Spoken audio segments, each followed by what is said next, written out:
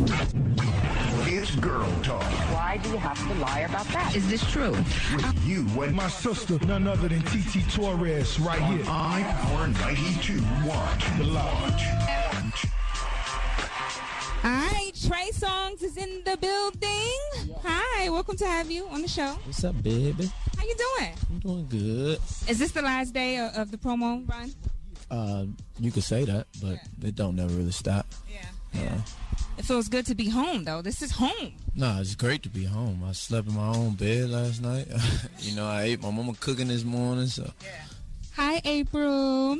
All right, so listen, last night as I was preparing for this interview, I put together a collage of pictures. Yeah. But I forgot them because the baby distracted me this morning. I wanted to give them to you as a gift, but I'm cool with your moms. I'll get it to you.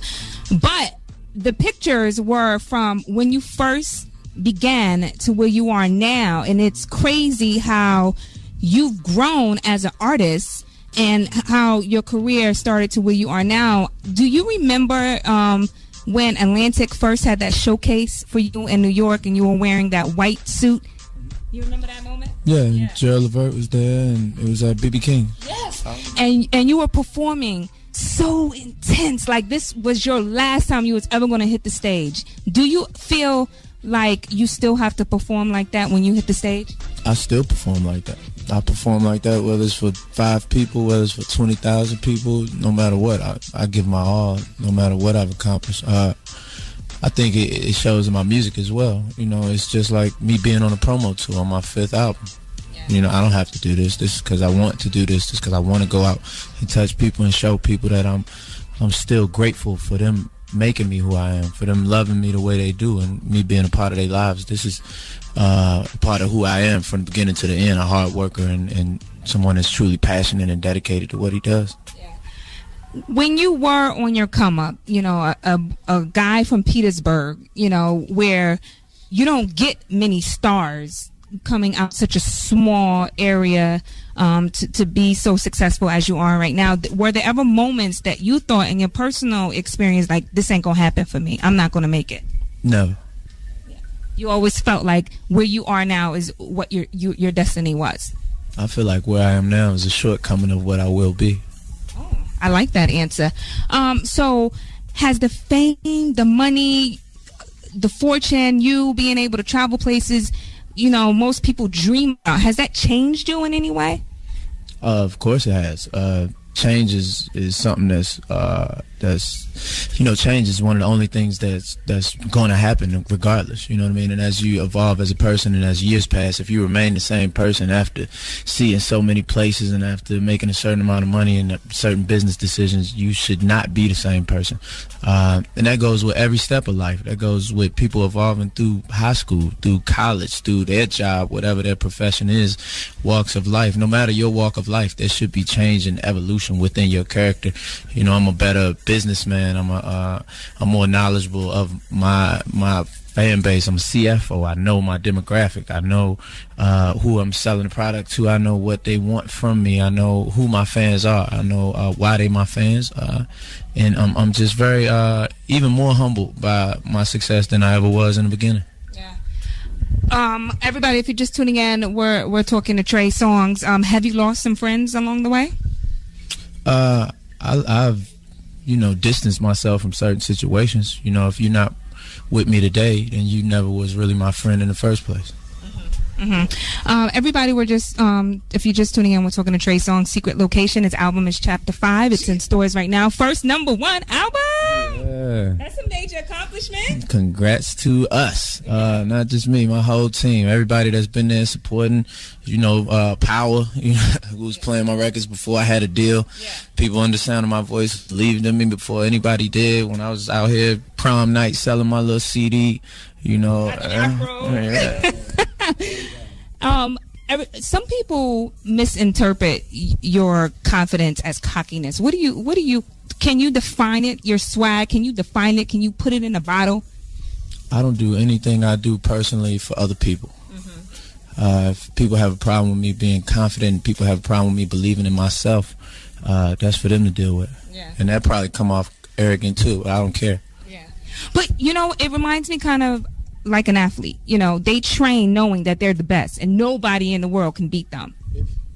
If you allow people to put you in a mind space where as though you believing in yourself is arrogance, then those people, people shouldn't affect you like that. It's one of my favorite sayings is not to let the voices of others drown out your inner voice. And what that means to me is that if I don't believe in me and I don't believe in what it is that I came to do, then who else will believe in it? And you can't please everybody, especially in the music industry. And you mentioned athlete. The thing about athletes is nobody has to like them. They don't have to sell themselves. All they have to do is be good at what they do. I have to be good at what I do and be personable, and people have to like me and smile while I do it, even when I don't feel like smiling. That's a hard job. Yeah. But you gotta put it on every day. Yeah, but I'm one of the most hardest working excuse me, I shouldn't spit it like that. I'm the hardest working artist I know. You are. You've been consistently working and putting your all into it. And when I put that collage together of you, it reminded me of that. You know what I mean? Yeah, I would like to see it. Baby, yo, he distracted me this morning. And by the way, speaking of my son, I had... That, though, the time that you had to probably put into making a collage. Oh, it took time because I have a 2-year-old. You know, he's going to be 2, so you have to kind of balance your day out. But the funniest thing about him, let me just share this. I ain't had no kids. To put together a collage is... Well, let me tell you. So I got the CD in the car, right? And so I normally put the Wiggles on when he gets in the car, but so happened your CD was playing, and it's the clean version, by the way, and he bust out saying, "Oh!" when the heart attack part came on. It was the funniest thing ever. I tried to record it, but then he stopped. All right, so listen, I want to have one more break with you. I got something very interesting to share with you. I was out of the country for my birthday, and guess what was playing on the TV? I'm going to tell you in a minute, okay? Everybody, if you're just tuning in, we're talking to Trey Songz, Chapter 5, in stores right now, #1 album in the country. Go support the homeboy, okay? It's FO 921. Let's get into some Trey Songz music right now. It's girl talk. Why do you have to lie about that? Is this true? With you and My sister, none other than Torrez, right here. iPower 92.1. The girls are talking. All right, so if you are just tuning in, everybody, we're talking to Trey Songz. His album, Chapter 5, is in stores right now. I still call you Trey. Are you okay with me still calling you that? You know, well, you always have. That ain't never going to change, honey. All right, so I was out of the country celebrating my birthday, and what popped up on the screen in the hotel room, your documentary that you shot for BET. I thought that was pretty awesome. So I sat there, and one of the things that I admired about you is the love you have for your family, in particular, the love that you have for your mom. Yeah. Growing up, being raised by your mom, what does she instill into you about women and how to treat them? Oh, well, you know, I was raised not only by my mother, but my grandmother, my aunts. I was raised by all women. There weren't many men in my life. So as far as how to treat women is concerned, you know what I mean? We had to open doors before they walked indoors. We had to, if we were walking down the street, we had to walk to the side that the traffic came. You know, they would order their food before us. It's all about respect, you know what I mean? And my mother's, we were raised, she's very young, so she's like a big sister to me at sometimes, but we always knew the line.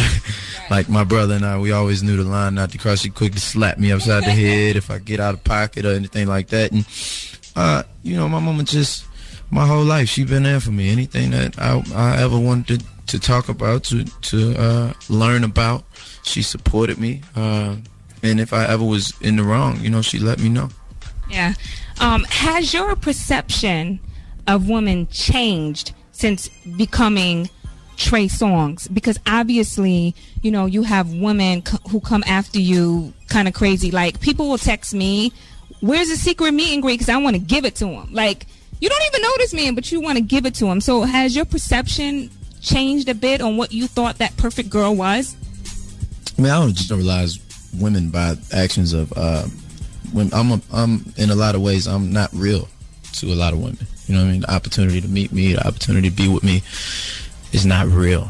You know, so I don't really judge women by, you know, one statement like, give it to them, all that. I think there's still real love out there. I think in a lot of ways we jaded. by the reality TV, by the social networks, by the need to be famous. Everybody wants fame. Everybody wants to be recognized. Everybody wants somebody to see them. And they want to get with artists so they can have that recognition. Some, not all. So has that been something you face in this Trey Songz celebrityism? I'm very guarded as a person. Like, women that get to even meet me and spend time with me don't get to know the real person I am till after a long time. But why? Why are you so guarded? Why wouldn't I be? Well, you're Trey. I understand that. But if you meet someone you generally have that connection with. Well, I'm not going to just build a connection. That's what I'm saying. It takes, once we get that connection, that's another thing. But even if we spending time, it takes a while for me to trust anybody in this day and age when people are so malicious. You know, people taking pictures while you sleep. People want to let the world know everything about you. And it's a time where even your most sacred moments you can't wait to share with the rest of the world. Like, and that's just general people. Like, you take a picture of your baby, you put it on Facebook. For people that don't know you, you put your most intimate moments on Instagram for everybody to see. So when I'm with people, they can't even really have phones or can't even be talking to people. Yeah. No, I understand, because that's how I am with my son. That's my private moment that I don't want to share with the world. So you're not going to see an Instagram. You're not going to see a Facebook picture, because it's some part of you that you want to protect and keep private. And, you know, I can understand that. And I give away nearly my whole life.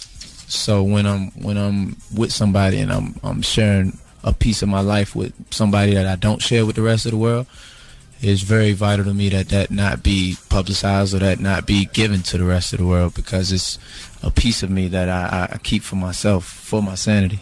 Yeah, I get that. I respect that. All right. So another thing in the documentary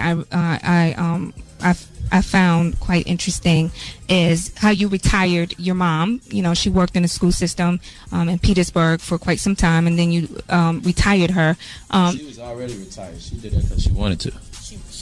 She wanted to. Okay. Yeah. All right. So, do you, being the famous person out of your family who made it, is there pressure for you to help others in your family? I help everybody in my family if necessary. You know, that's why I'm so. That's why I'm spending a lot of money on crazy stuff, or you don't see me in the most lavish sports car when I'm at home. You see me ducked off in a rental. You know what I mean? Like, I'm not that guy. I'm the support system for my family in a lot of ways. I can't help everybody. You know, I had a song called "Top of the World" that said everybody can't go. You know what I mean? This isn't for everybody, and you see so many different artists trying to be the rock for everybody financially, and it will bring everybody down. But I do take pride in being able to take care of my family whenever necessary. If anybody needs anything, if something goes wrong, it's definitely easy to be able to call Trey and get it, or call my mama and get it done. You know, my great grandfather actually died in Orlando like a week ago, and my mother was able to just get on a plane and go down there and make sure everything was straight, make sure my great grandmother was taken care of, make sure the house was cleaned out, make sure she was in great condition. And you know what I mean, it was no sweat off nobody back. And that's one of the most beautiful feelings. You know, my mother is really right now into like gardening, and she all into landscaping and all that, and that's her new thing. She building on new parts of the house and all that, you know, so that feels good for her not to have to worry about money or anything. Like, and my grandmother, she ain't worried about nothing either. Like, and that's why I keep doing it the way I do it, 'cause I don't want to just make money for now and to be rich. Yeah. Do you fear that one day this can all be gone? Because we've seen so many people come through this business. I've interviewed so many people, and you see them here and then on tomorrow, and then now the money's gone too. I mean, it's not a fear. That's as far as the stardom is concerned, that's actually in actuality. You know what I mean? The percentage of people who last in this industry and have true longevity is very minimal. But as far as finances are concerned, I think if you go about things the right way within this business, you know, I make more money than the average person does in a year, in maybe a day, or yeah. You know, so to allow something like that to diminish over time is idiotic, and I would never let that happen.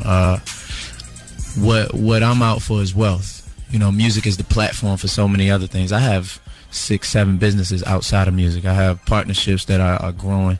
This is my first #1 album, you know what I mean? And throughout my career, it's been very gradual, the growth. Yeah, it's been very gradual and consistent, and it's been because I do pay attention to my business. I'm CEO of this whole thing. Everything comes to me before it walks out. And if it doesn't, then we got a problem. And I'm out to the young entrepreneurs out there and everybody that wishes to that has aspirations to be in a position of power in whatever it is your profession is. You got to keep that mindset. You might be hot right now, but when things cool down, you know what I mean? When you gotta have money to sustain you. I'm getting the rap finger. Everybody, if you're just tuning in, we're talking to Trey Songz. I'm gonna wrap down this interview, but another thing I wanted to talk to you about that I find very interesting when I saw that documentary too is the relationship you have with your manager, Kevin Lowndes. Is he someone you look up to as a father figure in your life? Definitely. He's a consistent figure there that's for me to talk to, that for me to learn from. You know, I never really had that in so many different senses of the word. You know what I mean? His business mind is profound. The things that he's accomplished are like so prolific in the game. Like he was at one point the highest ranked black music executive, you know what I mean? And for him to be at my disposal to learn from, to soak up so much information from in music. And outside of that, he's a great person. He's been invested in my career early on, and now he's my manager. You know, he was head of the whole music group when I was there, you know, but now he's my manager, and he's been my manager for about 3 years now. And you know, the relationship we have is very much like father-son, you know what I mean? And I had father figures in my life early on that faded out. You know what I mean? So I'm guarded in that sense as well, as far as letting people into my life in that way. But he and I have developed a relationship where I could talk to him, I trust him, and you know, he's partially in control of my career. So, damn right. Have you bridged that gap between you and your father and your little brother? Because I saw that you guys were working on your relationship as well. Well, my little brothers, both of them, are here with me now.